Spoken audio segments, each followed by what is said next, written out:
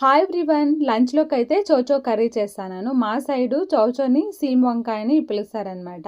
దీనికైతే శనగపప్పు, పెసరపప్పు నానబెట్టి తీసుకున్నాను. ఇంకా సీమ్ వంకాయలు కూడా 2 కట్ చేసి ఒక బౌల్‌లో పెట్టాను. ఇంకా కీన్వా ఒక బౌల్‌లో, ఎగ్స్ ఒక బౌల్‌లో పెట్టాను. ఎగ్స్ అయితే 15 నిమిషాల తర్వాత తీసేసుకోవాలా.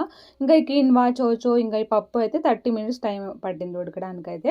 ఈ కర్రీకి ఒక మసాలా ప్రిపేర్ చేసుకోవాలన్నమాట. ధనియాలు, జీలకర్ర, సోంపు, మిరియాలు వేయించేసుకొని ఇట్లా పౌడర్ లాగా చేసుకోవాలా.